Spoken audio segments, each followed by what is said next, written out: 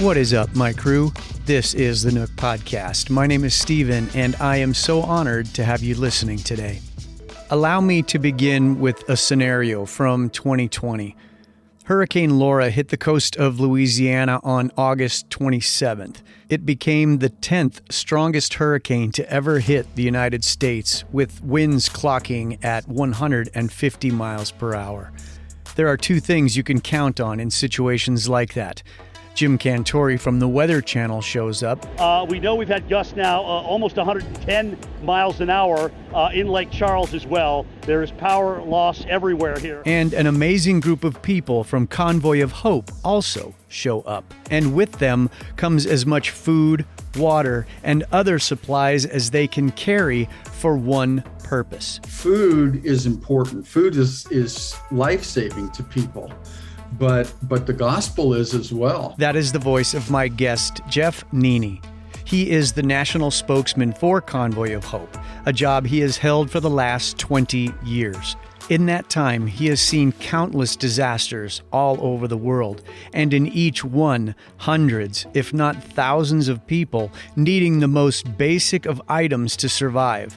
The often unnamed people within this organization and the many volunteers who show up to serve with them do so with the love of God and the compassion to serve hurting people. You can tell people God loves them, but how much better is it if we show them? I have seen this group in action a few times now, and the work that they do is inspiring.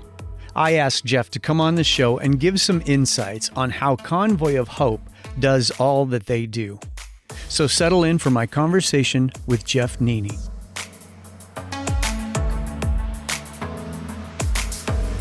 All right, Jeff, can you give me kind of the beginnings of Convoy and how did it get started? How long has it been going? That kind of stuff.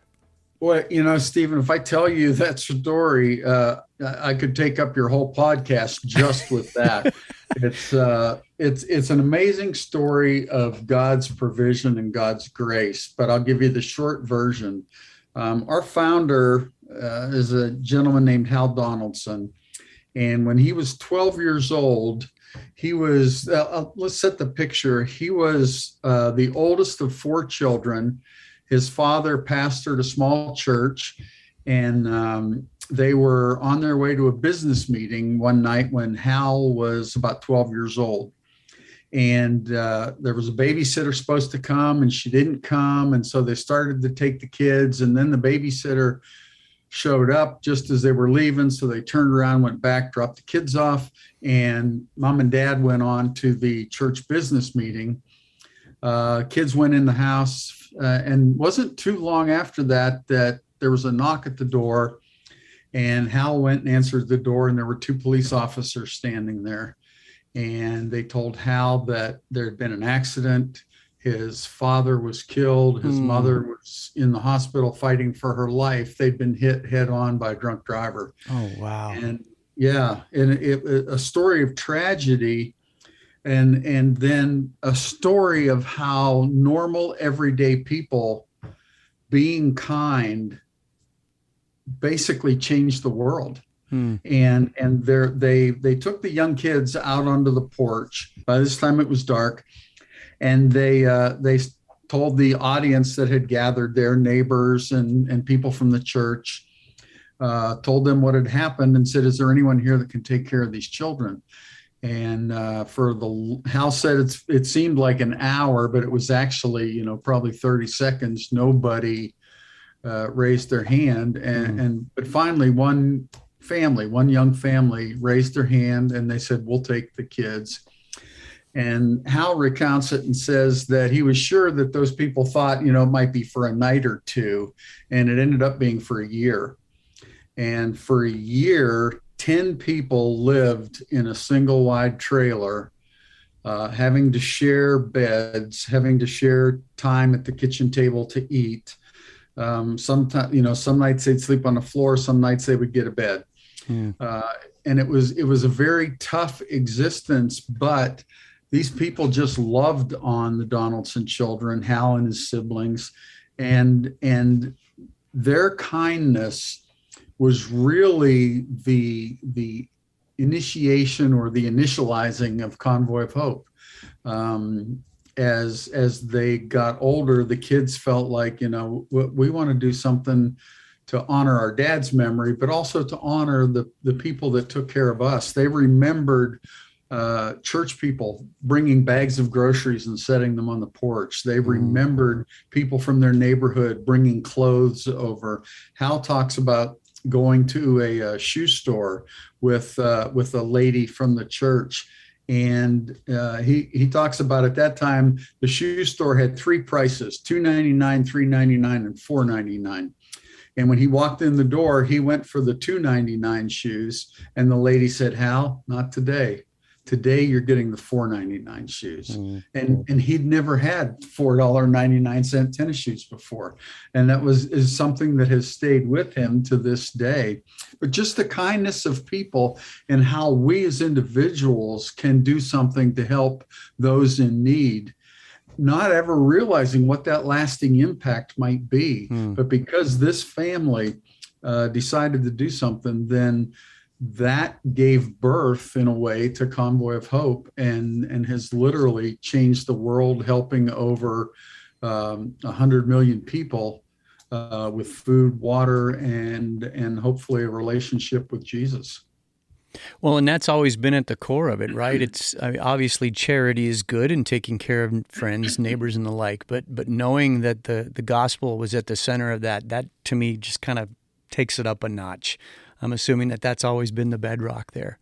It really has. And I remember, my role for the last 20 years has been being the spokesperson for Convoy, but Hal's really the spokesperson. He knows the story. He's lived the story.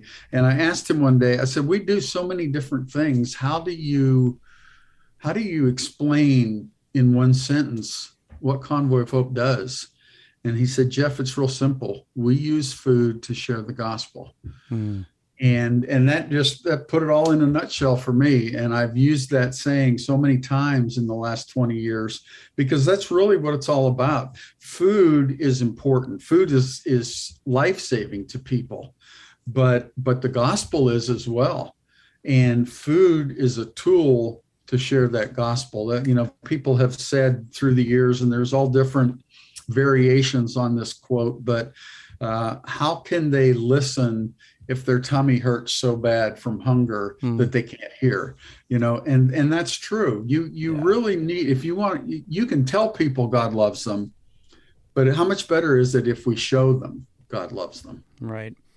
Well, I'm guessing that because I've been with you on site after, most recently last year after the hurricanes in Louisiana, you must watch the news with a different eye than most of us when there's a storm looming or when a tornado hits. And in those natural disaster situations, the news must look completely different to you. It really does. And it looks that way from two different perspectives. One from the natural father, husband, grandfather perspective, and then one from a ministry perspective. A lot of times I see a disaster, in the making, or one has just happened, or there's a hurricane that's 5 days out, whatever it might be. And I think, okay, am I going to miss a birthday party? Am I going to miss a vacation? What's going to happen? And that's the selfish side of it. The ministry side of it says, I hate that this is going to disrupt people's lives. Yeah. But what an opportunity to minister. What an opportunity to be in front of people, showing them that Jesus loves them, showing them that tomorrow is going to be better than today. And thankful, really thankful for that opportunity through the years. What does that mobilization look like when it's obvious and, okay, there's a target area, something terrible has happened, and that could be a litany of things, but okay, it's decided that Convoy is going to go. What does the logistics start to march out as, or what do the logistics start to march out as? Yeah, great question. And there's multiple answers because there's multiple size and scope of disasters that happen. And so let's pick maybe a big disaster like the one that you and I were working on together down in Louisiana. It's a hurricane. You know that it's coming, which, hurricanes are horrible, but at the same time, from a disaster response perspective, they're the best because you can plan. You can look ahead and you can say, okay, we're going to need a group of people in this part of the country. And if it's a Cat 5, we're going to need this. If it's Cat 3, whatever it might be, you can plan for it. And so that's what we do. Those first couple days from the time that we monitor them from, when they leave the coast of Africa, as far as hurricanes go. But those first couple days where it looks serious, then we start planning. Okay, here's the team that we're going to send on the first wave. Here's the equipment that we need. Here's how much food and supplies we need until we can get that supply line, that supply chain started. And so a lot of it is meetings, sitting down, talking, spending time on the phone, calling people, calling some of our partners in those areas that can help us with the distribution, but also calling some of our partners that have been financial providers, people that provide gift in kind, which is food, water, emergency supplies, but also people that have expressed an interest in providing funding and resourcing for all the teams that are going, things like that. So it's a lot of planning. When we rolled out to Louisiana, it was a sight to see. I forget how many vehicles, but there were probably somewhere in the neighborhood of 20 vehicles that left Springfield, Missouri, headed for Louisiana. And I was on I wasn't on the group that left initially. I was in the group that left about a day later, and we were taking food and supplies, tractor trailer loads of food, water, supplies, things like that. And so both groups that left didn't know where we were going. We knew we were going somewhere in the Louisiana, Texas area, but in order to be there when the hurricane hits landfall, you have to leave before you know where it's going to hit. So we headed down there. The group I was in headed for Texas originally, and then made a detour and headed over for Louisiana. And it's interesting because there's a lot of unknown and uncertainty, but there's also the certainty that you're going to be needed. The food and supplies you have are going to make a huge impact in people's lives. And so you go through it. You don't let that uncertainty bother you. And that's the great thing about our team. The Convoy of Hope disaster response team, bunch of phenomenal guys and girls that just really dedicate themselves to being wherever they need to be to help people in need. And it doesn't matter, if it happens on a holiday, it doesn't matter if it happens at, a bad time in their lives, but they're saying, hey, we're going. Sure. Well, and something else that you make me think of within that, I'm always just flabbergasted at the volunteer corps that you seem to be able to call on in these situations, and people just come from every direction to be there for who knows how long, sometimes days on end, and sleeping on floors or basements of a church nearby and things like that, just to be a part of that serving. How do you build that core of people who just want to give of themselves? I think that's one of the things that makes Convoy of Hope unique. We don't go into a community and do everything by ourselves. We go into a community and we bring kind of the backbone and the products and the infrastructure. But really, a lot of the work is done by those local volunteers that you mentioned. And those all come from the local church. One of the things Convoy has done almost from day one is partner with the local church. And there's a variety of reasons for it. I'll just share a couple of them. One is you get great volunteers from the local church. They are people that want to help their neighbors and their friends and their families. And a lot of times they have been affected as well. Right. I can remember serving in a line after a tornado with a guy that was volunteering that his home had been destroyed, but yet he was there on the volunteer line, the distribution line, helping other people that their lives had been turned upside down. So you get those great volunteers from the local church. You also get people that know the community. They know where those pockets of need are. They know what local cultures and customs might exist. They know how to speak that local language, and they can identify with people. And then a third, and probably one of the most important aspects of this, is when we're serving in a disaster area, sometimes it's for a week, sometimes it might be a year. It just kind of all depends. But at some point in time, we're going to close the doors on the trucks and we're going to go home. But that local church that was there to help people in their time of need, they're going to still be there. So the next time those people have an issue, they have a problem, they have something in their life going on that they want help for, that's who they're going to think of is, hey, I met these people at this local church and they were willing to help me then. Maybe they'll help me now. And it's an opportunity for Convoy to not just take from the local church, but to help build the local church.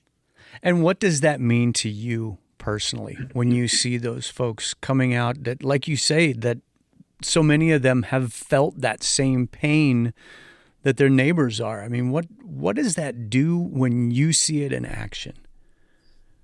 Boy, it makes me question myself sometimes. I sit there and I go, man, would I have the fortitude to do that? I don't know. I've not been in that situation. I'm not sure how I can answer that. I would hope that I would, but number one, I admire people and respect people that can do that, that can say, hey, yeah, I'm hurting right now, but here's somebody that's hurting more. And so I'm going to help them. And man, our society needs more of that right now. Yeah, we do. You spend any time at all on social media or watching the news or watching what used to be the news. It's sad. People are just lashing out at each other, and you're either right or you're wrong. There's no in between. There's no allowing for different opinions. There's nothing. It's lash out, lash out, lash out. And I always hate to see that. So that's one of the things I think makes me the most proud of working at Convoy, is that we're there doing something positive. We're not there lashing out. I mean, you see Republicans serving Democrats. You see Christians serving Muslims. You see, whatever it might be, whatever the differences are in our lives, that's beside the point. That's way in the background.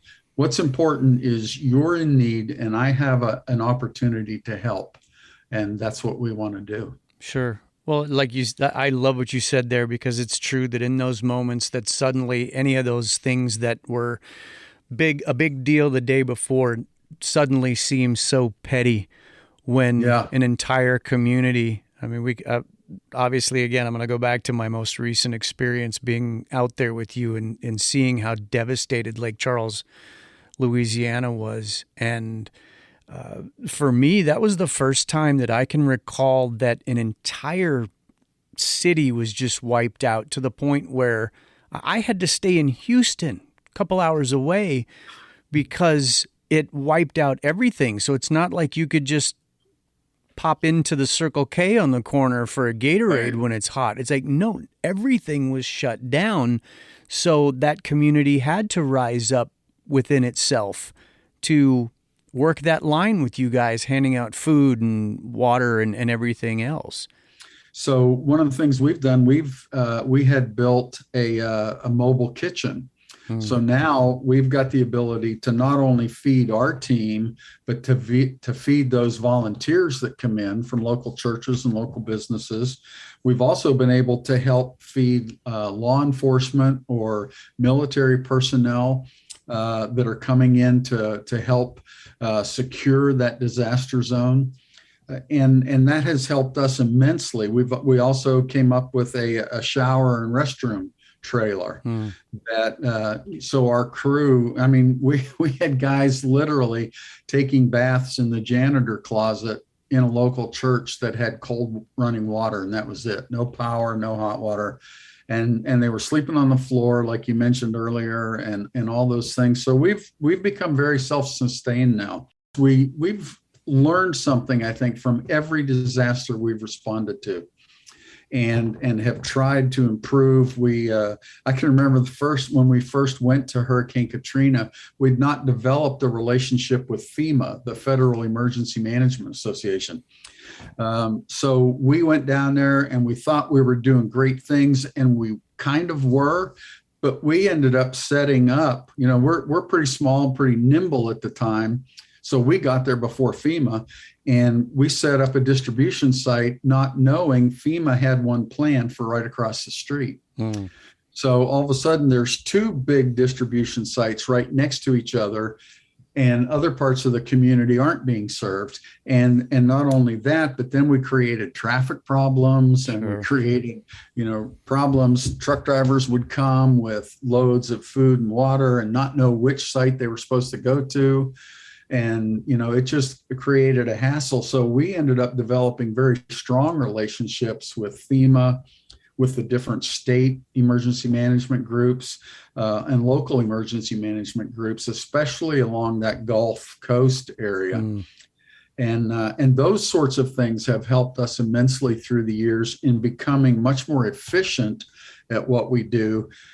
Better utilizing donations that are given to us, and just having a better all-around impact, a stronger impact on that community. Yeah. And I'm guessing that those relationships that you've built with those states and even municipalities has just got to mean the world to them, that when disaster does strike, when the phone rings and somebody on the other end says, hey, Convoy's coming, that's got to just strike an amazing amount of confidence for a very hurting part of the country. It really does. I can remember we rolled into Picayune, Mississippi after a hurricane, and talking with the sheriff a day or two later. And his name was Big Tom. That's what everybody called him, Big Tom. And he earned his name. He was a big guy. But he came to us one day, and we were talking about, everything leading up to the disaster, and then our arrival and how things were progressing. And he said, you know what, when the hurricane hit, our town was plunged into darkness. There was no power, no water, no nothing. And the whole community was shut down. No gasoline stations open. And he said, and we were really at the end of our rope. We, even after 24 hours in, and things were looking very bleak. He said looting had just started. Wow. People were getting nervous, upset, things like that. He said, but when we saw those Convoy of Hope trucks roll into the community, we just knew everything was going to be okay. And it was. And that to me was one of the best testimonies to come out of that, was just the sight of those trucks. They've got that big, beautiful American flag on them. They've got the logo Convoy of Hope in big letters. And there's something about them. I happen to think the presence of God goes with those vehicles. Oh, sure. And when they roll into a community, there's a feeling that comes along with those trucks. And it's great to see how God can use something as basic as a tractor trailer to instill hope in people. Right. Well, mentioning the law enforcement folks that you deal with, I'm also curious, after 20 years of this, that you maybe have a story about somebody who is there needing the help so much that maybe stands out to you. I mean, you're seeing folks on what is likely their worst day, their worst week, month. Is there a story that comes to mind about an exchange with somebody like that kind of affirms what you do? Yeah, there's a lot of them, actually. I'm sure. I'll tell you the one that comes to mind for me because it's one that I experienced personally. I think it was Hurricane Michael. It was in Florida, and it was up in the Panhandle area, and we had gone to, I can't remember the name of the community right at the moment, but we had gone to this community and literally had to chainsaw our way into the Walmart parking lot where we were going to set up. The trees were down and blocking the roads and that sort of thing. And we have as part of our standard rollout, we have a equipment trailer that has chainsaws and other forms of cleanup equipment. So the guys bust out the chainsaws, chop up these trees, move them out of the way, and then our convoy of vehicles rolls into the Walmart parking lot, and we set up for what we call a drive-through distribution. So that people in that community, they come and we have a kind of a serpentine circle through the parking lot, and then they end up at probably about 6 distribution stations. So we run 6 cars in at a time, and then 6 more, and then 6 more, and 6 more. And it's very efficient, very practical way to do it. It doesn't lend itself well to walk-ups because we don't get that many of them. Well, I was working the line one day and I saw this was probably only our first day, second day there. I think it was the first day that we were actually distributing. And I saw a guy walk up and then just kind of stand there. And he was, he was a little rough in appearance, but not making any trouble at all. And I walked over to him and said, "Hey, can I help you?" And he said, "Yeah." He said, "I just wondered, are you guys giving this stuff away, or do we have to buy it?" And I said, "No, we're giving it away." I said, "If you get your car and just, get in this line, then we'll take care of you really quickly." And I said, "Well," or then he looked at me and he said, "Well, I don't have a car." And I said, "Oh, man, we're not really set up to do walk-ins, but I'll tell you what, how much can you carry to your house?" And he said, "Well, I don't have a house either." And I said, "Well, where do you live?" And he turned, looked over his shoulder, and he said, "On the other side of that dumpster." And It was a homeless guy that had just ridden out a hurricane. I mean, a severe, either 4 or 5 hurricane that, and he had gone to the truck stop, and finally they kicked everybody out of the truck stop, told them they had to leave because the hurricane was coming, and he didn't have any place to go. So he went out behind the truck stop into an alley under a picnic table and rode out a Cat 4 or 5 hurricane. Oh my gosh. Holding onto that picnic table, and stuff was blowing down. He said a light tower fell right next to the picnic table, and there's trash and pieces of debris blowing through there all the time, and he's got his arms wrapped around the legs of that picnic table till the wind stopped. And I said, "Oh man," I said, I said, "Let's do something." So I went and got some food, and I got some Gatorade and some water. And then he and I picked it all up and made 2 trips and carried it over to his dumpster where he was living. And I saw there, he had a little canopy between the dumpster and a fence to shield him from the sun. And he had very few supplies in there. There wasn't a whole lot left. It was just stuff that he had pulled out of a dumpster that hadn't gotten destroyed. And so I gave it all to him and sat there and talked with him for a bit and told him why we were there, what we were doing, that, that we were a faith-based organization, and that we did this because we felt, God cared for him. God loved him. God loved everybody that had been affected by this. And that we wanted to do something to express that love. And he was just so thrilled to get, by our standards, very meager supplies, a couple of boxes of food, snacks, and things like that. He didn't have any ability to cook. So I didn't want to give him, spaghetti and chicken and those sorts of things. So we just gave him what we could.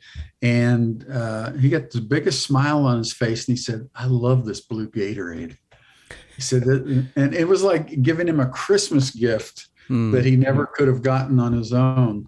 But it was just a real experience for me to see the value in what we do. Right.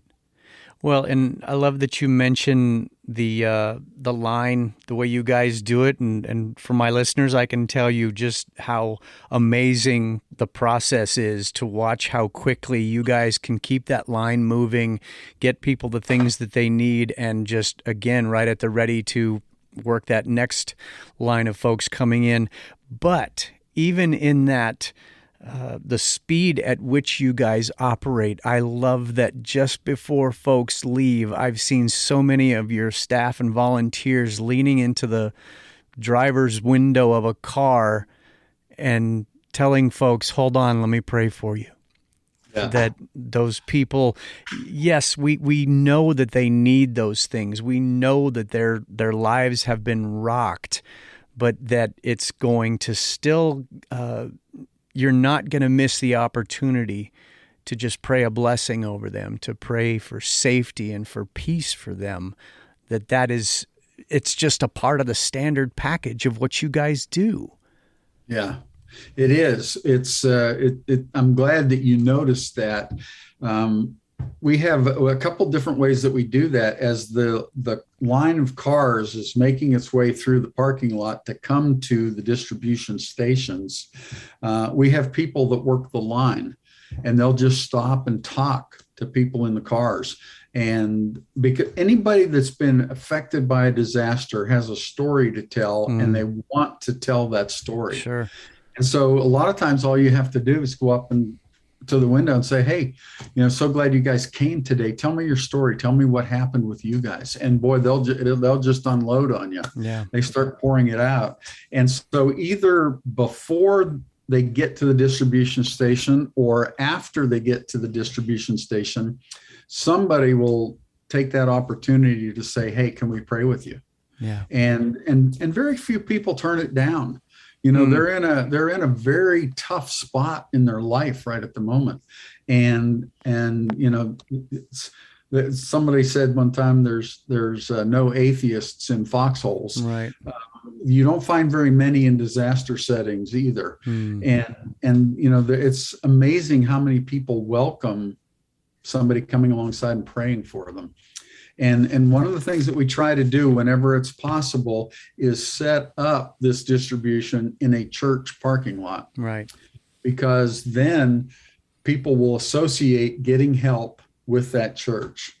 And if they never think of Convoy of Hope again, that's okay by us. We want them to feel like, "Hey, I got help at this church, whatever denomination it is.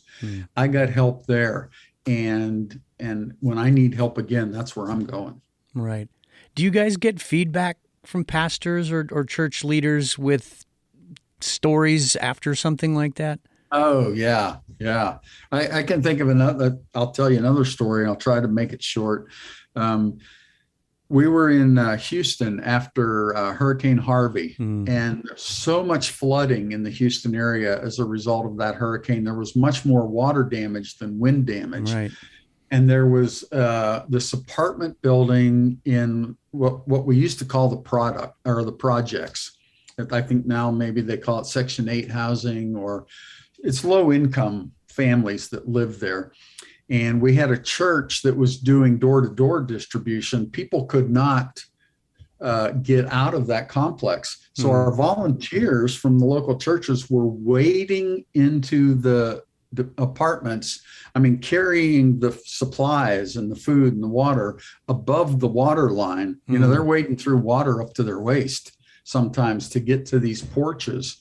And this one volunteer came to a door, and a young African-American lady opened the door when they knocked and started to cry.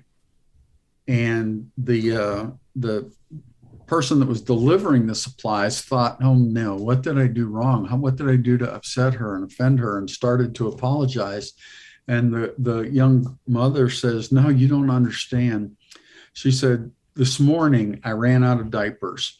I have very little food left in my apartment. And for the first time in a long time, I prayed, God, I can't do anything. I need your help. Wow. Please send someone to help me.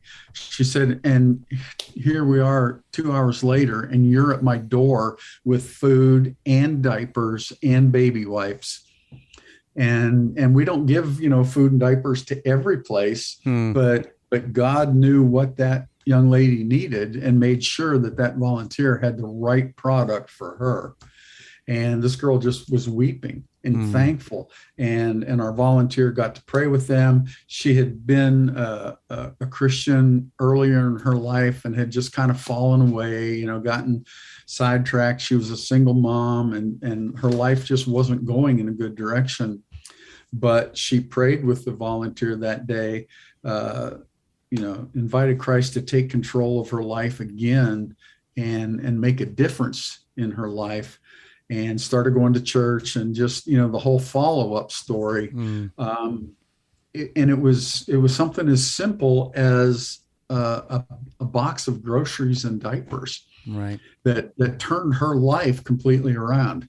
And every time you see that, it has an impact on you, and you say, God, I know you're doing something here. I know you're doing something.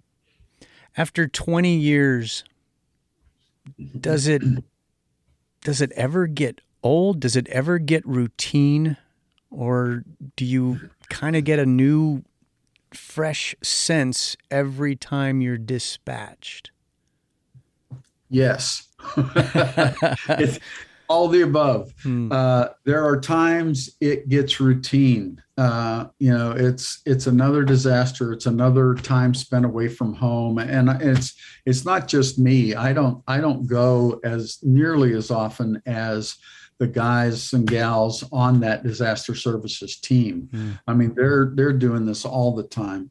But for me, between disasters and some of the other programs that we have, like children's feeding and women's empowerment, I'm out doing stories on those sometimes. And so I get quite a bit of travel, or I did pre-COVID. Right. And so sometimes that part of it becomes routine. Okay, I gotta fly here, or I've got to take a truck here, or I got to find a rental car, where, in the past, where am I going to stay? Some of the same battles that you guys had when you were down there. And so that part of it becomes a little routine, but once you're there and you're working with people that have just had the rug pulled out from under them, right? Then it's not routine anymore. It's here's somebody that needs help. And I'm a small part of being able to provide that help. Yeah. And it reinvigorates you every time you're out there. I'm somewhere in that retirement age bubble right at the moment, and trying to decide if and when I do retire. But the one thing that changes all the time, is it a year from now? Is it 5 years from now? What's going to be? But the one thing that doesn't change is I want to keep doing this even after I retire. Maybe not as much, maybe not in a full-time capacity, but I enjoy it. I love being a part, even if it's a small part, of bringing help to people in need. And so I want to keep doing that. And I think that's the way a lot of the people, most of the people on our teams feel. This isn't a career. This is a life choice, and we don't want to stop. So it is routine at times, but the fun parts are not routine at all. The fun parts are getting to have an impact with somebody, getting to pour into somebody's life, getting to make a difference, and that never becomes routine.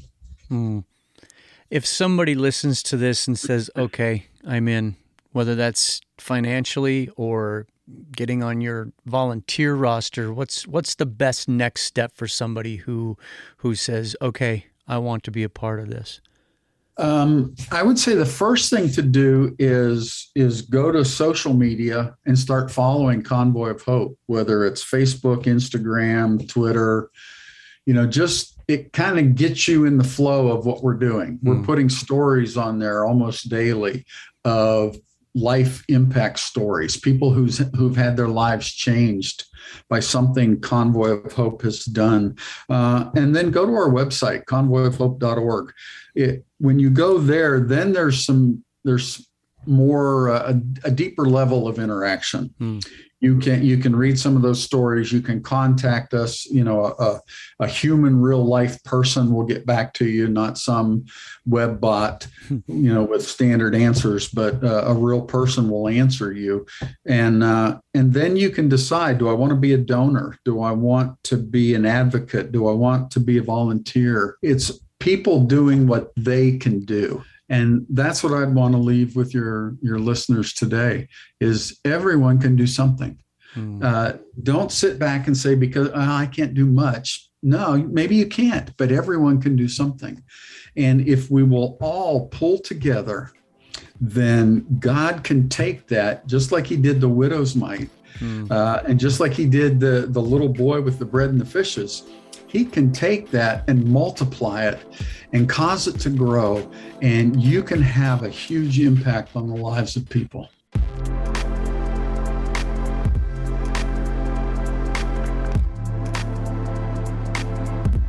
The reason that I do an episode like this is because I am a firm believer in Christian charity. And with that, I want to be a good source of information for anyone who hears a story about a terrible disaster somewhere and wonders, what could I possibly do to help?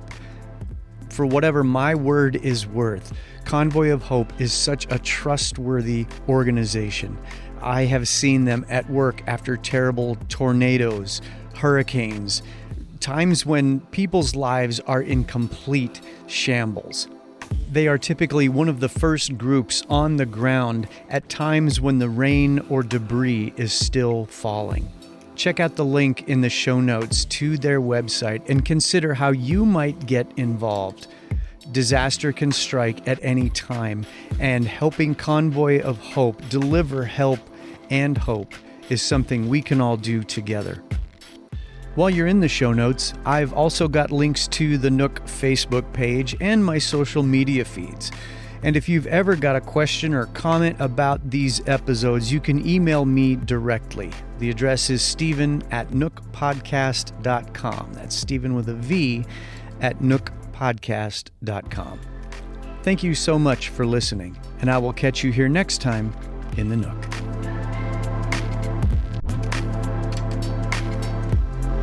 The Nook Podcast is a production of Sozo Digital Media.